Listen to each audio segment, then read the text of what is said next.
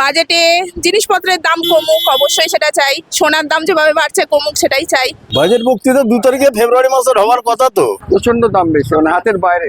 মেডিকেলের ওষুধের দামগুলো একটু কমে। এখন যে হারে সোনার দাম বাড়ছে, সাধারণ মানুষের পক্ষে সেটা আর কেনা সম্ভব হচ্ছে না। গ্যাস, নিত্য প্রয়োজনীয় জিনিস আমাদের একটু অবশ্যই সুবিধা হয় কমলে। রবিবার বাজেট আছে জানতেন?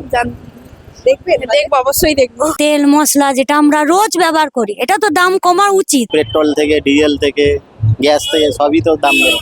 সাধারণ যারা দিন আনে দিন খায় তাদের তো আরো অসুবিধা। যারা সরকারি চাকরি করে তাদের আলাদা কথা। আর নতুন করে কি প্রত্যাশা, যেরকম হচ্ছে আমি তো মানে কোনো আশার আলো তো দেখতে পাচ্ছি না। জিনিসের যেভাবে দাম বেড়েছে সেটা যদি কিছু কমে তাহলে আমাদের জন্য, সাধারণ মানুষের জন্য, সবার জন্য খুব ভালো হবে সেটা। ইনকাম ট্যাক্স আমরা তো সার্ভিস পার্সন, আমাদের ইনকাম ট্যাক্সে আমাদের যে ব্যাকেটটা আছে সেটাতে আমরা সন্তুষ্ট। Those who are senior citizen, তাদের কিন্তু লাস্ট 4-5 ইয়ার্সে সেরকম কিন্তু ইনসেন্টিভ নেই।